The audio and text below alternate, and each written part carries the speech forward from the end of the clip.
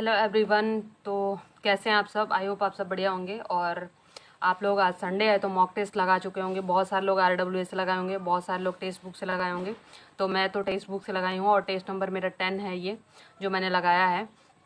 और जो भी मेरे स्कोर है मैं आपसे शेयर करूंगी इस वीडियो में। तो सबसे पहले हम लोग बात कर लेते हैं कि रीजनिंग कैसा आया था। तो रीजनिंग मुझे ठीक लगा है। मतलब पजल जो है, पजल के कुछ क्वेश्चन मुझे आज मिले हैं। मतलब 3-4 क्वेश्चन मुझे मिले हैं, 3 क्वेश्चन तक तो मिले हैं। और मतलब ठीक थे बहुत, मतलब उलझाने वाले नहीं थे। लेकिन उसमें से भी मेरा एक क्वेश्चन गलत हो गया है, पजल का भी। और कुछ क्वेश्चन जैसे मेरे गलत हुए हैं। मतलब 4-5 क्वेश्चन ऐसे गलत हो गए हैं, पता नहीं, मतलब समझ में नहीं आ रहा है कैसे। और अभी मुझे उसका बहुत अच्छे से एनालिसिस भी करना है, जो टेस्ट मैंने दिया है। और जीएस के मेरे ठीक स्कोर बन जा रहे हैं। जीएस का मुझे मतलब उतना नहीं लगा है कि टफ जैसा नहीं लगा है, जितना मुझे मेरा बनना चाहिए। मतलब जिस हिसाब से मेरे सही होते हैं उस हिसाब से सही हैं। और कुछ क्वेश्चन मेरे मैथ्स में गलत हो गए हैं, जबकि मैथ्स में हम लोगों को एकदम अच्छे से टारगेट लेके चलना है कि 35 में 35 करना है। वो अलग बात है कि देखिए सिली मिस्टेक से गलत हो जाते हैं, लेकिन ये नहीं होना चाहिए कि क्वेश्चन मतलब दिया हुआ है और मुझे बिल्कुल आ नहीं रहा है। ये भले हो कि हाँ ठीक है क्वेश्चन आ रहा था, मेरा सिली मिस्टेक की वजह से गलत हुआ है। क्योंकि एनालिसिस के टाइम पे वो चीज़ें पता चल जाती हैं कि कैलकुलेशन में मिस्टेक किए थे हम, कि जल्दीबाजी में हो गया है चीज़ें।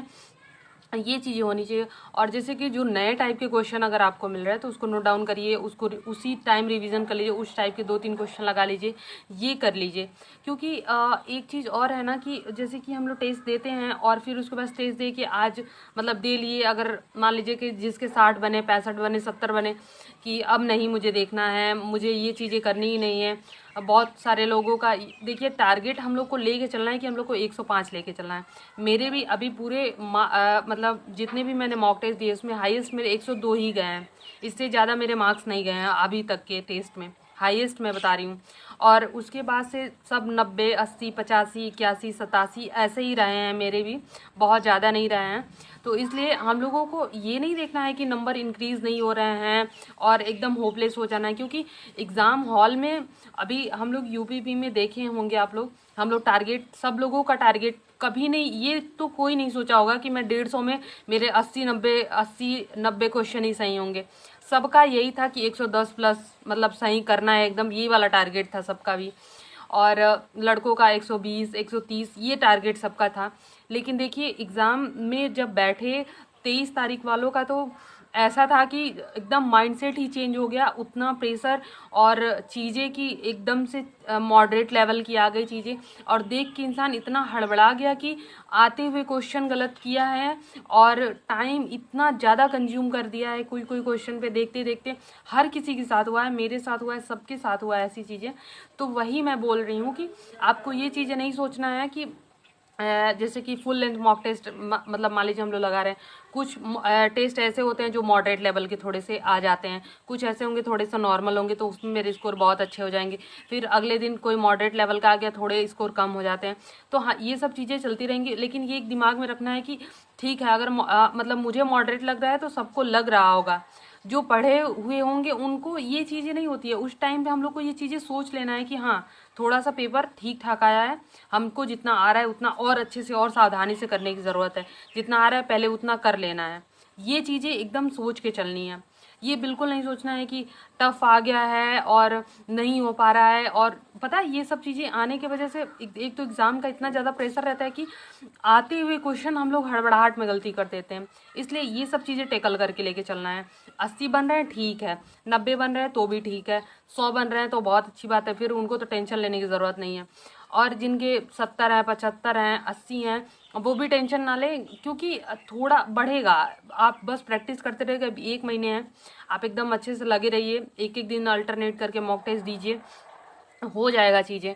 और देखिए मेरा तो अभी मतलब मैं अल्टरनेट करके नहीं दे पा रही हूँ, क्योंकि मैं चली जाती हूँ थोड़ा सा रनिंग वनिंग करने, तो मैं बहुत ज़्यादा मतलब एकदम मतलब जैसा लगता है थकान सी हो गई है। और इस टाइम पे जैसे कि अभी आंसर की वगैरह आया है तो और ज़्यादा मतलब लग रहा है कि हाँ बहुत जल्दी से टाइमिंग आ जाए, रनिंग की अच्छे से टाइमिंग आ जाएगी, वहाँ जाके डर ना लगे, प्रेशर ना बने, ये सब सारी चीज़ें होंगी। तो यही सब चीज़ें हैं, इसलिए हम लोग को मॉक टेस्ट जब भी लगाना है एकदम एकदम फ्री माइंड से लगाना है कि हाँ ठीक है, बस लगा ले रहे हैं।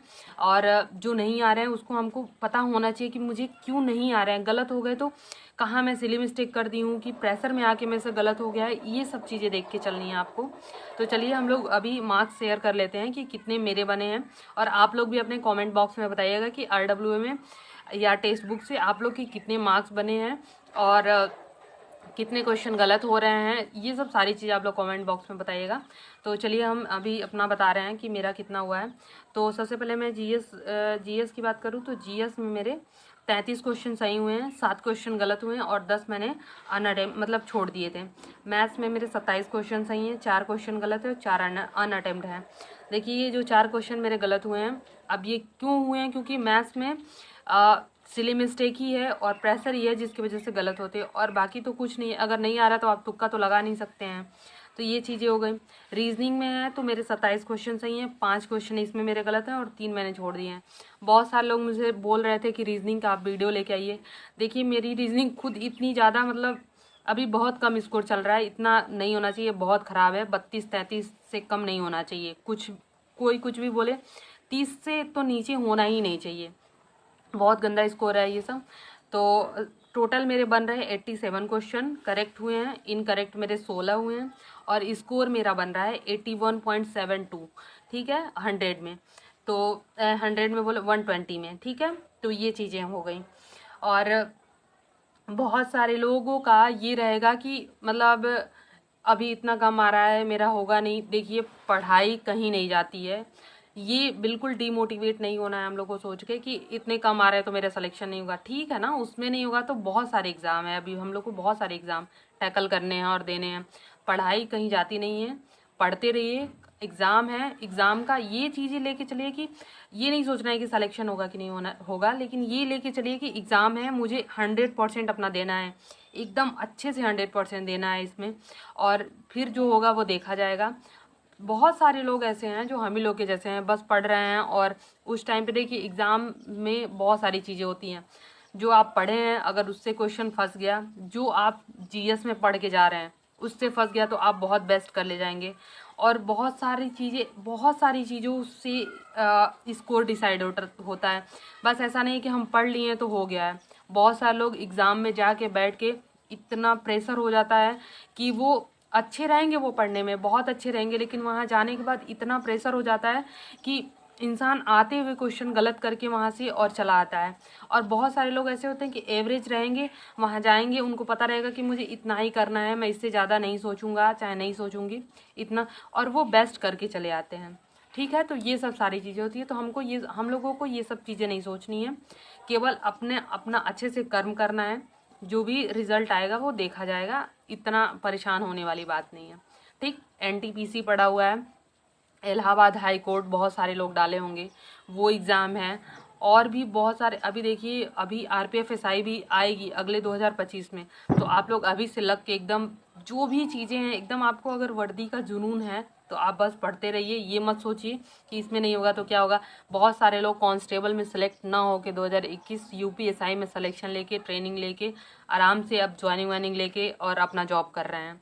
तो कोई ज़रूरी नहीं है कि आप कांस्टेबल आरपीएफ एसआई और ये बने। बहुत बेस्ट, बहुत सारे लोग छोटी नौकरी नहीं मिलती है, बहुत सारे लोग बहुत बेस्ट पोस्ट पे चले जाते हैं, कर लेते हैं। तो यही सब सारी चीज़ें हैं। तो देखिए मॉक टेस्ट देते रहिए, बिल्कुल ये मत सोचिए कि मेरा नहीं होगा, 15 लाख फॉर्म पड़े हैं, ये सब चीज़ें बिल्कुल नहीं दिमाग में लानी है।